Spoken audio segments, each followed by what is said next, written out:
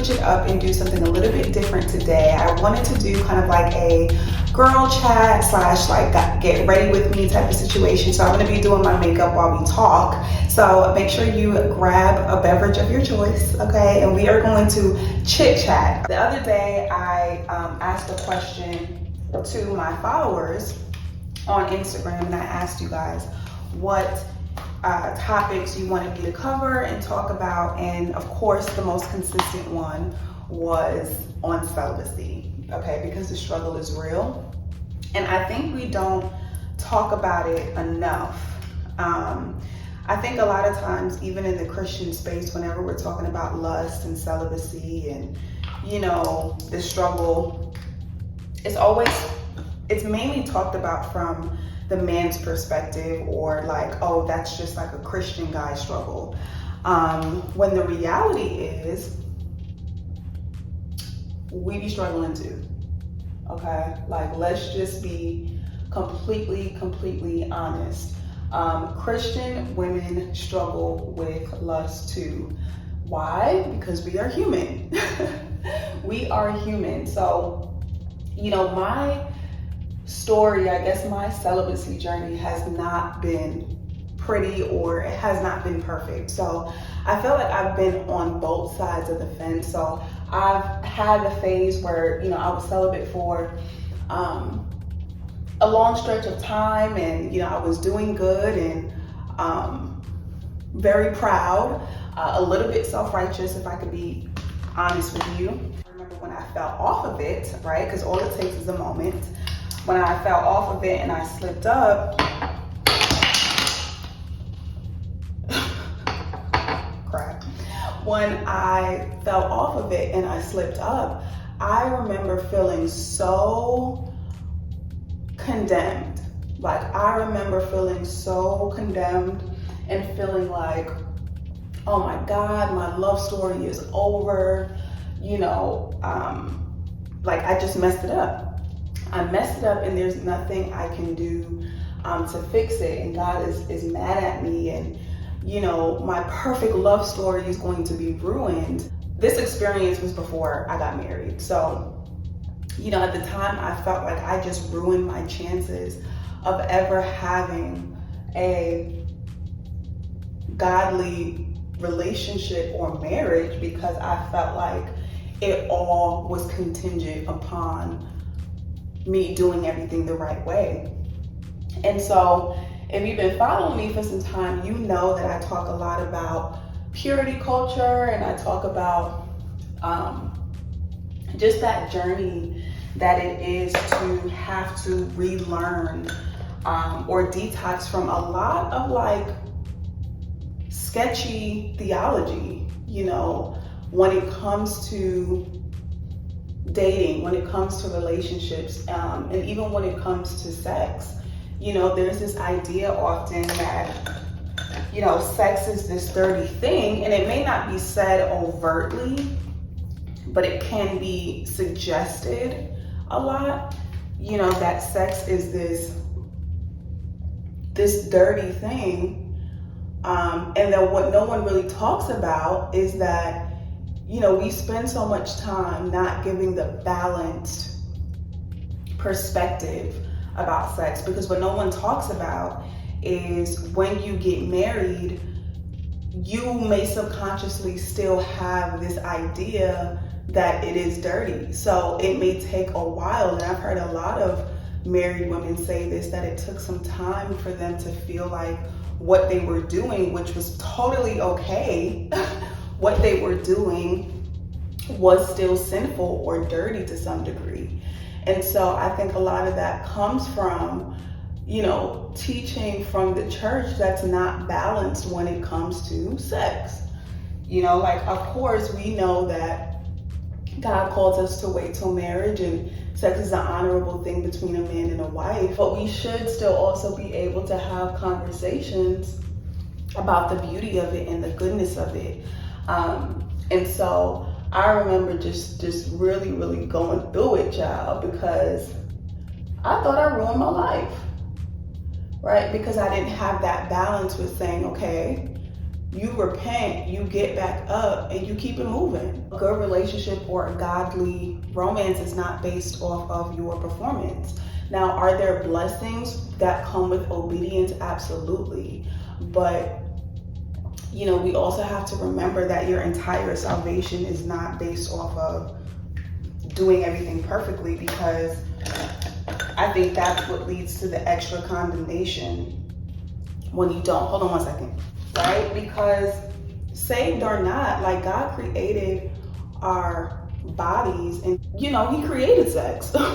So yeah, when you get into a relationship, or when you're with someone who you're attracted to and you have a connection with, and you're physically and mentally and emotionally attracted to them, you're going to want to have sex. I may get judged for this, but I'm not gonna lie. Like, so if you follow me on Instagram, you know that I talked about this a little bit. Like, me and my husband, technically, yes, we did wait till marriage to have sex. We did. However, I would be dishonest if I did not say there were plenty of times where we had to repent. There were plenty of times where we've crossed certain boundaries that kind of was just like, all right, y'all might as well had, like, I'm a lady, so I ain't gonna, you know, give y'all the whole tea, but choose your imagination. Okay, so there were plenty of times where, you know, we definitely crossed certain boundaries, and I'm not saying that to brag, but I'm just giving y'all the real, because this is something that a lot of people do not talk about, and want to make it seem like, oh, you're gonna meet, you know, the one, you're gonna meet, you know, this godly man, and you're just gonna skip off into the sunset, and you're not gonna have any temptation because you guys love the Lord so much that it doesn't even cross your mind. Like, be for real. When you are attracted to someone and when you love someone, naturally you're going to want to share that part of you. And somebody the other day asked me, you know, what to do or how to, I guess, maintain your celibacy when you're dating someone who you're attracted to or somebody who's fine. I don't have like a magic answer to that. You know what I mean? Because your body is simply acting and doing what is natural. So the feelings that you have are not necessarily wrong. They're just real. And so the key isn't necessarily to stop yourself from feeling that way and turning it off. Like, I hear a lot of Christians pray this prayer, which I completely don't agree with asking God to take away their sexual desire. And it's like, no, like, child, you need that. You know, the key is to ask God for the strength and the wisdom to, you know, maintain those boundaries, because you can have boundaries, but are you going to stick to them? Right? Are y'all going to stick to them? Because I'm telling you, it does not get easier. In fact, it probably gets even harder because you're growing more and more in love with that person. So I would say, number one, it don't get easier. And number two, don't try to like psych yourself out to like, oh, okay, God, take away this desire, or, you know, spend time feeling guilty for having a natural desire. Ask God to give you the strength and the wisdom to set the necessary boundaries, and then the self-control and the discipline to keep the boundaries. And then I also think it's important, obviously, to date people who are on the same path as you, because it's already a struggle. So the last thing you want is to be with someone who is not on that same journey or does not desire to keep those same boundaries, and now you're having to fight them all of the time, and that's just uncomfortable and too much. And so I think it is super important to be honest with yourself, get accountability that you're actually going to be honest with, because let's just be real, we can have accountability partners all day, but if you want to do something, there's ways around it.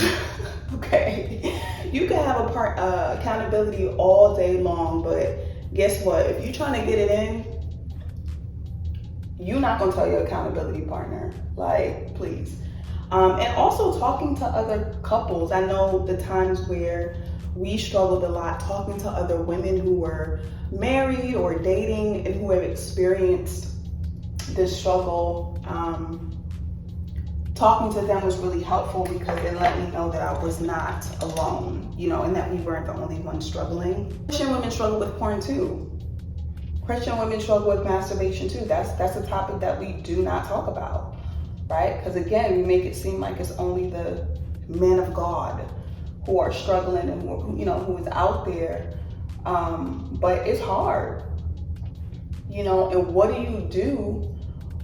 What do you do when the temptation is attached to you, right? Like, for example, like your hand, okay? Like, I ain't trying to get too graphic, but we grown here, so you use your hand to do certain things. So, what do you do when the temptation is yourself and pleasing yourself to get that fulfillment and to get that satisfaction that you desire? Some of the time that those feelings are because we have a lack of intimacy elsewhere. And so getting that physical or getting that satisfaction, we may try to seek that in pornography and masturbation and all of these other things, and it ends up being a false sense of intimacy. Other times it's just literally your physical body is wanting some things and you go for it. Okay, so sometimes it's either or. And I think again, it goes back to what I was talking about, like being completely honest, because admitting that we struggle with that is embarrassing, or it could be embarrassing. And I know a lot of Christian women struggle with that, but like, we don't really have spaces to talk about that, which is why I wanted to create this space too, which is why I'm doing this video, which is why I wrote my book, which is why I have my, church girl culture program. Like, I want to change the perception that like, we're just gonna sweep these things under the rug or we're just gonna act like we're perfect. It's okay to be honest. It's okay to say, you know what? This is my weakness. These are my shortcomings. This is where I really battle. And to at least be open for us to have that conversation and that dialogue without it being any condemnation or without it being the side eye or people feeling like, oh, you don't really love the Lord if you're struggling with that, because if you really love the Lord, you wouldn't even think about doing certain things. Like, that's just not true. Like, can we cut it out? Like, I think that's one of the things that I love about the Bible so much, is that it doesn't omit the craziness of humans. You know what I mean? Like, it does not paint this picture that everybody who followed God and who knew the Lord was perfect and did everything the right way and did everything perfectly. Like, that was just not true. Period. The people in the Bible had flaws. They had issues. They had doubts. They grew weary. Like, if you read the Psalms, it's not just all Psalms about worship and praising the Lord. Some of the Psalms are about people's frustration with the Lord, or people's frustration with God's timing. People getting restless, people feeling like they want to give up and feeling like you're seeing other people who are not following the Lord, seeing them prosper, and it feels like you, who's there serving the Lord faithfully, God just taking his sweet time. You know what I mean? Like, excuse me. So I totally get it. And so I think it's important for us to be completely honest and completely transparent and not be afraid to have these conversations, because they are very necessary. They are very, very necessary. Why did I do that? I was supposed to put on my eyeliner first. Okay. I was gonna do lashes, but y'all, I be struggling with lashes. Like, oh my God. So let me know down below in the comments, like, what is your story? What is your celibacy story? Are you out here struggling? Are you chilling? Because everybody ain't struggling with this. Some people are chilling. You know, are you chilling? Are you tired? Are you frustrated? Like, where are you at right now?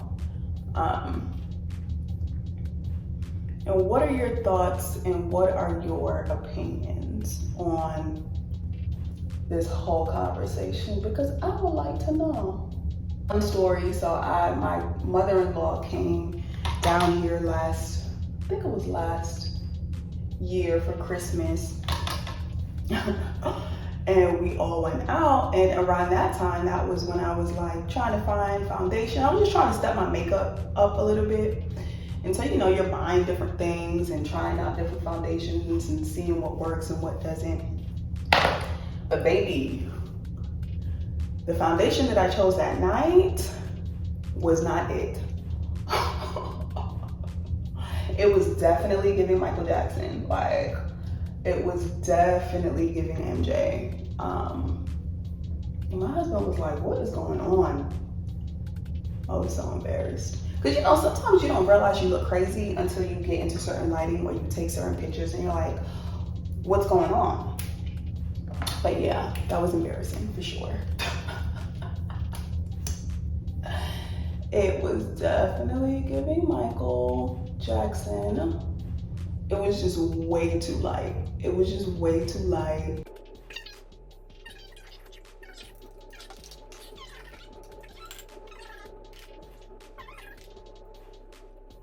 Thank you guys so much for watching. Make sure you like and subscribe, and make sure you comment your thoughts down below on what we talked about. Are you struggling? Where are you at? Have you struggled with it before? If you're married, have you struggled with the transition to finally being able to have sex but still dealing with condemnation and guilt? Like, where are you at with that? So make sure you comment down below and let's talk. I think I am gonna do lashes. Sorry. And not too, okay, hold on one second, guys. I gotta focus. I gotta focus. Let me shut up.